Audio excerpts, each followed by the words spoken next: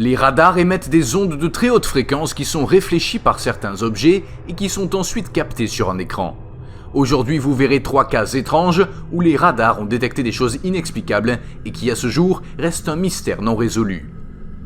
Le premier cas sur la liste s'est produit à l'été 1945.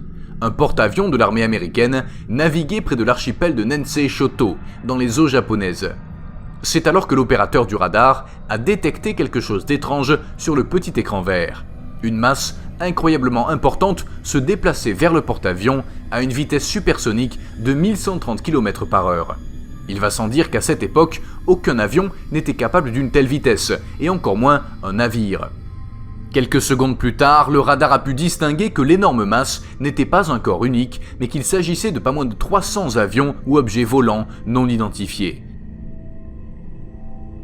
À ce moment, 2 chasseurs ont décollé du pont du porte-avions pour tenter de découvrir exactement quelle armée s'approchait à pleine vitesse.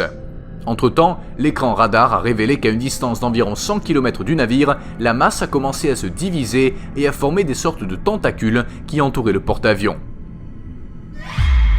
L'équipage se préparait au pire. Une attaque encerclante d'une telle ampleur ne laisserait aucune chance de survie. Les chasseurs se dirigeaient à toute vitesse vers l'immense masse, espérant simplement faire une reconnaissance et revenir dès que possible pour donner le rapport. Mais c'est là que le plus étrange s'est produit. Lorsqu'ils sont arrivés à l'endroit où les 300 objets montrés par le radar devaient se trouver, il n'y avait tout simplement rien. S'il s'était agi d'avions ennemis, ils n'auraient pas pu disparaître en quelques minutes, du moins pas autant d'avions. En fait, le radar du transporteur a directement cessé de montrer quoi que ce soit. L'énorme masse avait disparu sans laisser de traces derrière elle et en quelques secondes seulement. Où cette masse est-elle passée ? Personne n'a jamais été capable de donner une explication à un tel mystère. Dans le second cas, nous n'avons pas un événement spécifique, mais un ensemble d'événements qui se sont également déroulés dans les eaux de l'archipel de Nansei Shoto. Cette zone, plus précisément près de l'île d'Okinawa, est célèbre parce que depuis des temps immémoriaux, les marins ont vu des choses étranges dans la brume marine dense.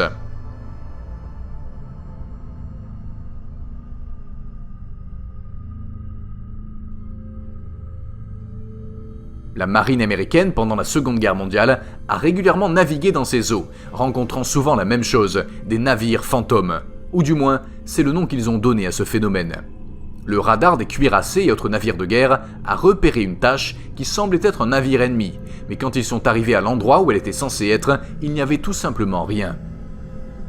Le cas a été publié dans un magazine scientifique bien connu qui racontait l'histoire d'un sous-marin dans lequel l'opérateur radar avait détecté une mystérieuse tache, la même tache qui était censée être un navire ennemi. L'antenne radar était située juste au-dessus de la surface, tandis que le reste du sous-marin était submergé. Lorsque l'ordre a été donné de changer de cap, la tache sur le radar a tourné exactement comme le sous-marin, c'est-à-dire en parallèle. Le phénomène allait se poursuivre pendant quelques minutes, jusqu'à ce qu'il faille faire surface pour pouvoir regarder de ses propres yeux. À ce moment-là, la tache disparaissait soudainement du radar. De multiples tests ont été effectués sur l'équipement pour vérifier son état, mais tout était en ordre, pas de problème technique. De plus, de nombreuses théories ont été avancées, dont celle des sandwichs d'eau, un phénomène naturel qui se produit lorsque de l'air froid est piégé dans les profondeurs. Mais en tout cas, un radar ne pourrait pas détecter quelque chose de cette nature. On pense aussi aux morceaux de glace qui flottent sans but dans les eaux du Pacifique. Mais plusieurs points peuvent contredire cette théorie. Le premier est que dans cette zone de l'océan, il ne fait pas si froid que cela crée des icebergs. La seconde est que même s'il s'agissait d'un iceberg, pourquoi se déplace-t-il parallèlement au bateau ? Et la troisième est la suivante, comment un énorme bloc de glace peut-il disparaître en quelques secondes ?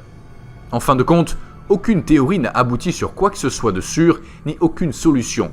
Aujourd'hui encore, ce fait est considéré comme l'un des plus mystérieux du Pacifique. Le troisième cas sur la liste nous amène un peu plus loin, la Russie communiste de Staline. Kapustin Yar est une installation secrète située dans le sud de la Russie, qui est en quelque sorte un croisement entre la zone 51 et le Cap Canaveral. Cependant, on ne sait pas grand-chose de cette installation, puisque pour une bonne partie de ces bâtiments, on ne connaît pas leur finalité. Malgré cela, il est connu comme l'un des plus importants centres de recherche scientifique, militaire et spatiale en Russie. En fait, le gouvernement russe a lancé presque toutes ses missions spatiales à partir de là. Le fait est qu'en 1948, un pilote de l'Union soviétique se préparait à atterrir sur la piste de Kapustin Yar. À cette époque, le personnel de l'installation, qui était chargé de donner aux pilotes les signaux appropriés pour qu'ils puissent atterrir en toute sécurité, a détecté quelque chose qui volait au-dessus de la base. Le pilote a été alerté et a confirmé à vue ce qui apparaissait sur le radar. Une sorte de navire argenté et brillant comme de l'aluminium et avec la forme cylindrique d'une cigarette qui en plus se déplaçait dans le ciel de manière étrange et erratique. Comme le prévoyait le protocole, l'affaire fut immédiatement signalée à Joseph Staline qui à son tour envoya l'ordre d'attaquer le navire pensant qu'il s'agissait d'un nouveau dispositif d'espionnage des Américains.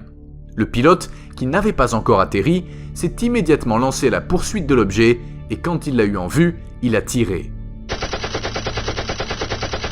Les chercheurs en OVNI disent que c'était la première vraie confrontation entre l'homme et les êtres d'une autre planète, ou du moins la première qui soit connue ou enregistrée. La bataille elle-même a été difficile. Ils ont passé beaucoup de temps à tourner en rond au-dessus de la base de Kapustin Yar, à se tirer dessus avec tout ce qu'ils avaient et à se poursuivre à grande vitesse.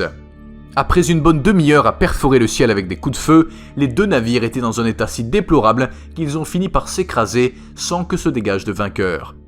Nous ne connaissons pas avec certitude le sort du pilote, bien que certains disent qu'il a survécu, mais que l'Union soviétique a préféré le faire taire.